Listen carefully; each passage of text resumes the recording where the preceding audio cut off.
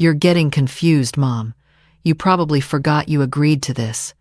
My daughter said it with a little laugh, the kind that pretends to be gentle but cuts deeper than shouting ever could.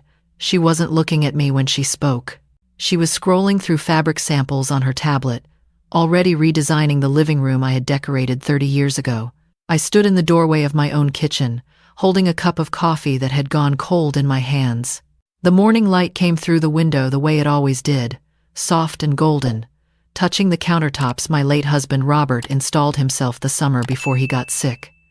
Everything looked the same, but nothing felt the same anymore. I'm not confused, I said quietly. I never agreed to remove the wallpaper in the dining room.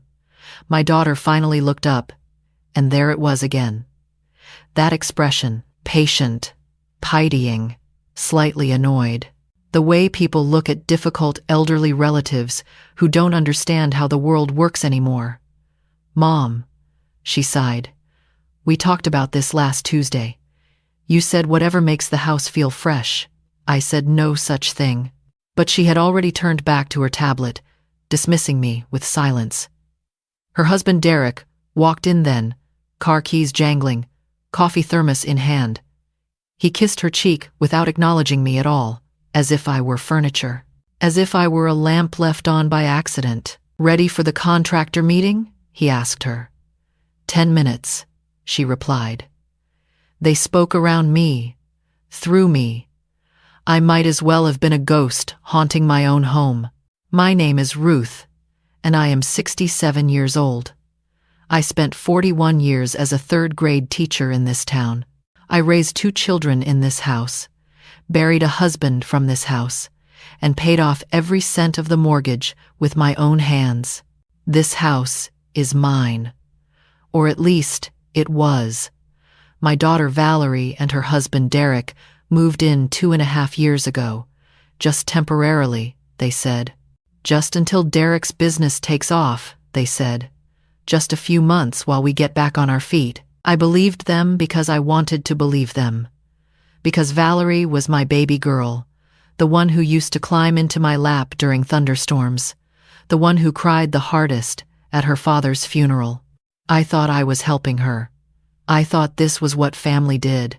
But somewhere along the way, helping turned into hosting, and hosting turned into something else entirely. Something I didn't have a name for until recently. Displacement. That's the word. They displaced me, inch by inch, room by room, until I became a guest in the home I built. It didn't happen all at once. That's what makes it so hard to explain. There was no single moment I could point to and say, that's when everything changed. Instead, it was small things, tiny erosions. The first winter, Valerie rearranged my kitchen cabinets. The spices are easier to reach this way, she explained. I didn't argue. The second spring, Derek moved my gardening tools to the shed to make room for his golf clubs in the garage. Just reorganizing, he said. I let it go. By the end of the first year, they had taken over the guest bedroom, the upstairs bathroom, and the basement storage. By the second year, they were hosting dinner parties without telling me, inviting people I didn't know into my home, serving food from my kitchen while I sat alone in my bedroom, wondering when I had become invisible. And the language changed too, slowly, subtly, the way language does when people are rewriting history. They stopped saying your house and started saying the house. They stopped asking, can we, and started saying, we're going to. They stopped seeing me as the owner and started seeing me as the obstacle. The real trouble began 6 months ago.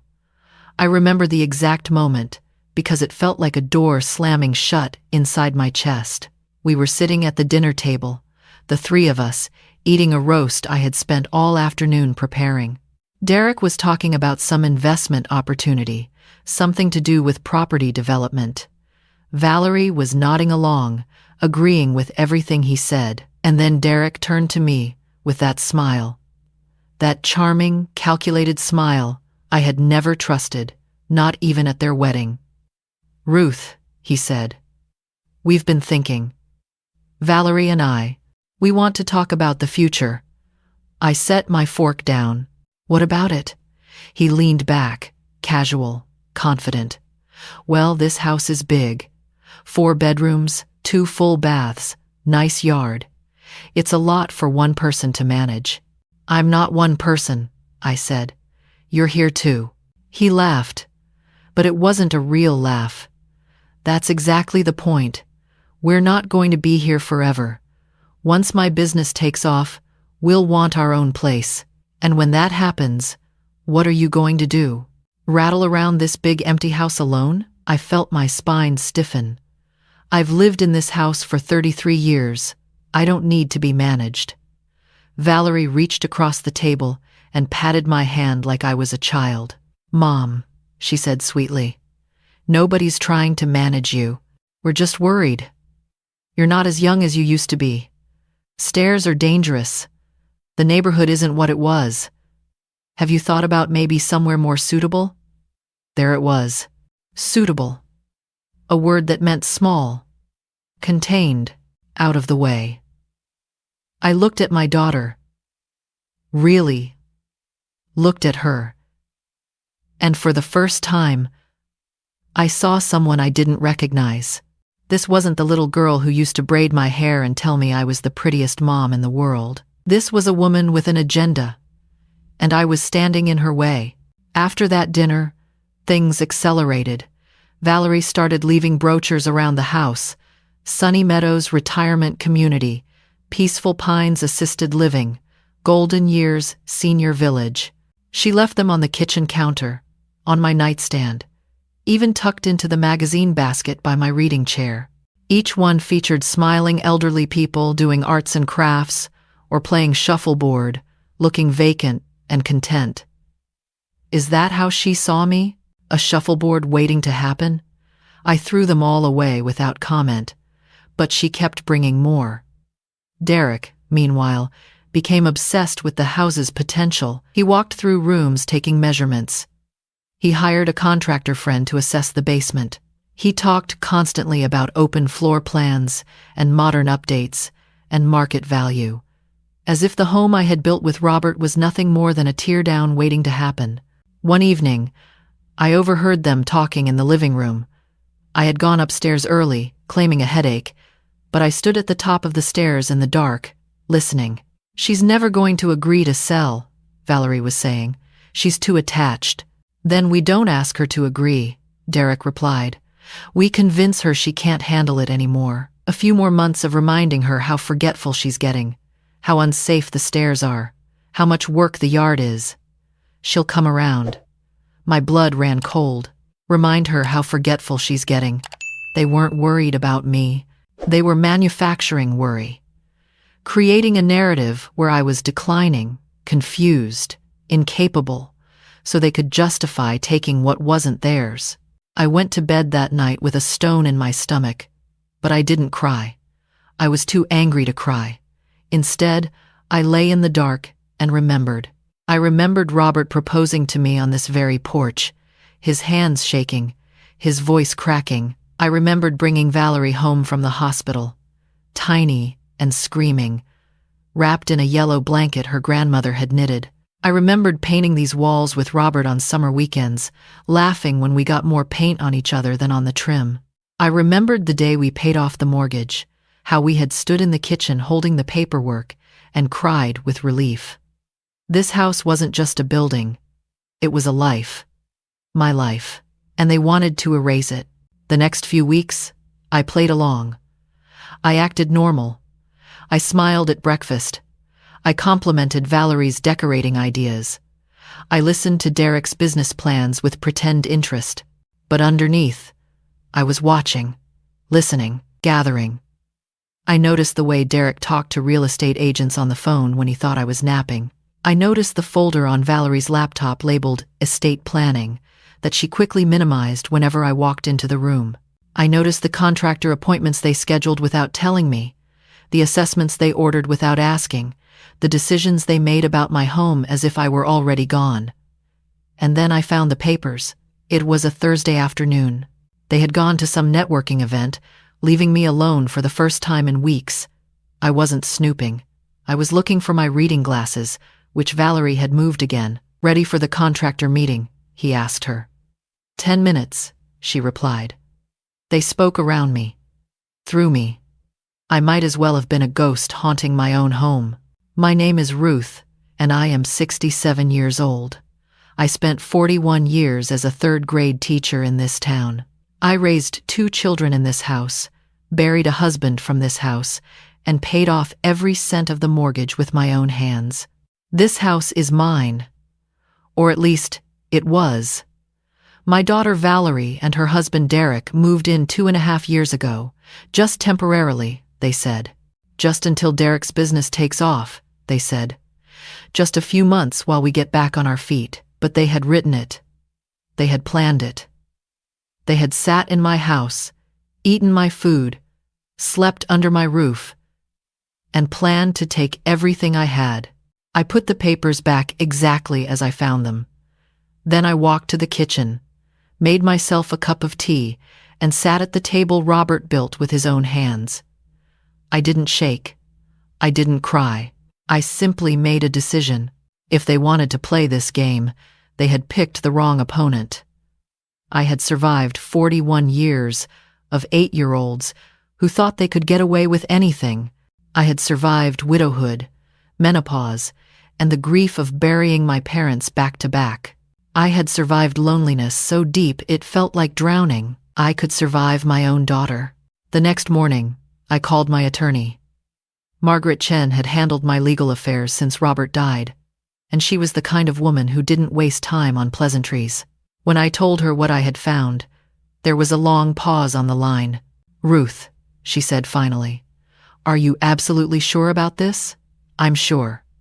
"Then come to my office this afternoon. Bring the deed, the tax records, and anything else that proves ownership. We're going to make certain there's no ambiguity about who this house belongs to." I dressed carefully that day. A nice blouse, pressed slacks, my good earrings. Not because I needed to impress anyone, but because I needed to feel like myself, the woman I had been before I started shrinking to fit into the spaces they left for me. At Margaret's office, we reviewed everything. The deed was in my name alone. The property taxes had been paid by me every year, without fail. There were no liens, no co-signers, no claims from anyone else. Robert had left everything to me in his will, and I had never transferred or shared ownership with anyone. "This house is yours," Margaret confirmed. "Completely and unambiguously. They can't sell it, they can't mortgage it, and they can't force you to leave." I nodded. "Good. Now tell me about eviction procedures." She raised an eyebrow but didn't judge. "If you want them out, you have every legal right. They have no lease, no rental agreement, and no ownership stake. Technically, they're guests who have overstayed their welcome." "How long?" 30 days' notice, in this state. "I can have the paperwork drafted by tomorrow." "Do it," I said, and then I went home to wait. The notice sat in my purse for 3 days. Not because I was hesitant, but because I wanted to be certain. Certain this was right. Certain I wasn't overreacting. Certain I could look my daughter in the eye and not flinch. During those 3 days, I watched them more carefully than ever. I watched Derek make another phone call to a real estate agent, laughing about how he could list the property by spring. "Hello, I'm delighted to assist you with our voice services. Choose a voice that resonates with you, and let's begin our creative audio journey together." Her voice was high, tight, barely controlled. I didn't look up. "It's a notice to vacate. You have 30 days. Mom." She said my name like an accusation. "You can't be serious." "I'm very serious." Derek appeared behind her, face already flushing with anger. He grabbed the letter from her hands and scanned it. "This is ridiculous.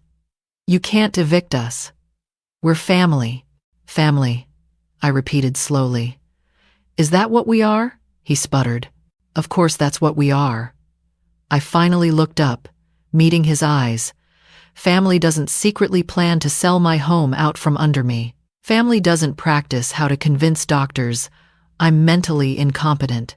Family doesn't treat me like an obstacle to be removed. Valerie's face went pale. How did you? I found your folder, I said calmly. The listing agreement, the power of attorney research, the lovely letter you were planning to send me about transitioning to a care facility. Did you think I was too confused to notice? Silence. Heavy, damning silence. Mom, Valerie whispered. We were just exploring options. You were exploring how to take my house. I set my spoon down. This house belonged to your father and me.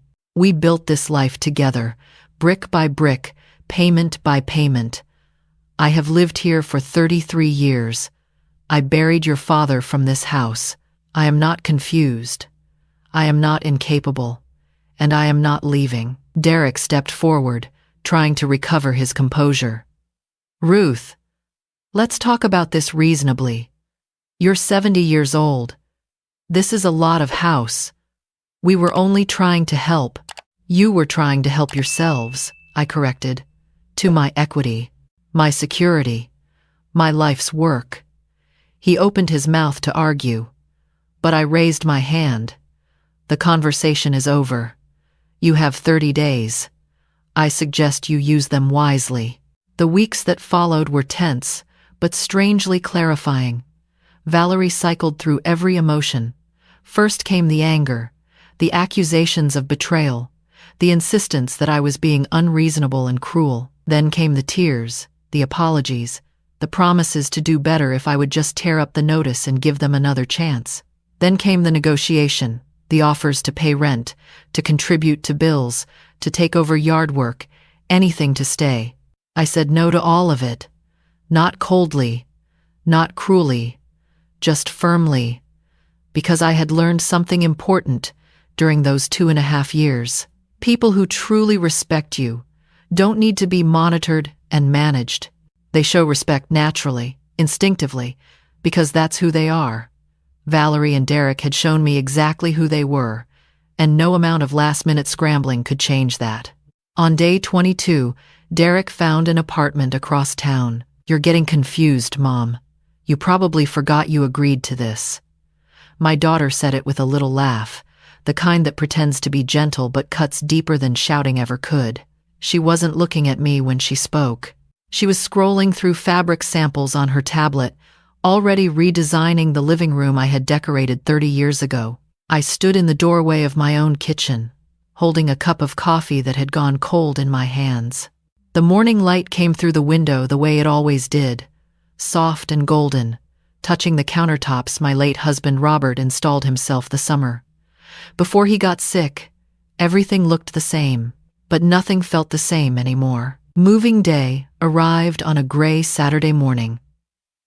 I stood at the window and watched them load boxes into a rented truck.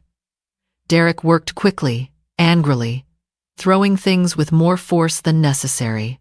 Valerie moved slowly, looking back at the house again and again, as if she couldn't believe this was really happening.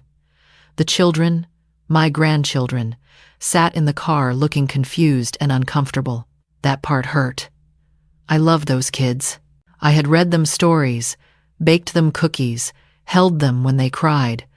But they belonged with their parents, not with me, and I couldn't let my love for them become another chain that kept me bound to people who didn't respect me. When the truck was loaded and the house was empty of everything that wasn't mine, Valerie came to the door one last time.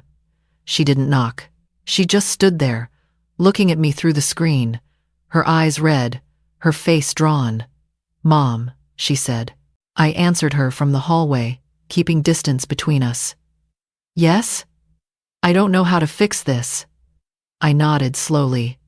"Then don't try. Just live your life. And maybe, someday, think about what it means to truly care for someone, instead of just caring about what they can give you." She started to cry. Not the theatrical tears she had used during negotiations, but something quieter, more genuine. I almost weakened. Almost. But I remembered the folder, the listing agreement, the highlighted phrases about cognitive decline, the future they had planned for me without my consent. I love you, I told her. I always will. But love doesn't mean letting people hurt you. She nodded, wiped her face, and walked away. I watched the truck pull out of the driveway and disappear down the street. And then, for the first time in 2.5 years, I was alone. The silence that followed was not empty. It was full. Full of space I had forgotten I needed. Full of air that belonged only to me. Full of possibilities I had stopped imagining when I was too busy surviving. I walked through the house slowly, touching the walls, the door frames, the banister Robert had sanded by hand. The rooms felt larger. The ceilings felt higher. The light seemed brighter, as if the house itself had been holding its breath and could finally exhale. I spent the first week reclaiming. I moved the furniture back to where it belonged. I hung the pictures Valerie had taken down. I retrieved my gardening tools from the shed, and my kitchen spices from wherever she had hidden them. I spread out. I took up space. I stopped apologizing for existing in my own home. My son Thomas called. When he heard the news, he lived in Seattle, busy with his own life, his own family. We talked on the phone every few weeks, but rarely saw each other in person. I told him what had happened, and there was a long silence on the line. "Mom," he said finally, "I had no idea it was that bad." "Neither did I admitted, until I stopped pretending it wasn't. He offered to fly out, to help, to do something. But I told him I was fine, better than fine. I was myself again. The spring came early that year.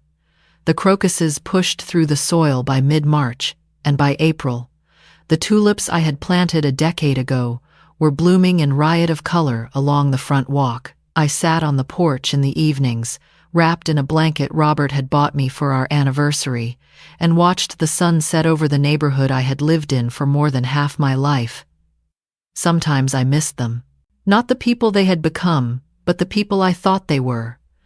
I missed the daughter who used to bring me dandelions and call them flowers. I missed the family dinners that felt like love instead of obligation. I missed believing that the people closest to you would never try to hurt you, but missing isn't the same as regretting. And I didn't regret the choice I made. I regretted that it was necessary.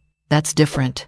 Valerie called once, about 2 months after the move. Her voice was careful, measured, like someone walking on thin ice. She wanted to bring the kids by to see me. She wanted to start rebuilding, she said. I told her she could bring the grandchildren, but she and Derek would wait in the car. She didn't like that answer, but she accepted it. And when she pulled into my driveway that Sunday afternoon and I watched my grandchildren run toward me across the lawn, I felt something I hadn't felt in years. Joy. Pure, uncomplicated joy. Not because the hurt was forgotten, but because I had protected something worth protecting. My home. My dignity. My right to be treated as a person instead of a problem. That night, after the children had gone and the house was quiet again, I made myself a cup of tea and sat in Robert's old chair by the window. The stars were out. The oak tree in the backyard swayed gently in the breeze, the same tree where I had hung a tire swing 40 years ago, where my children had played and laughed and grown.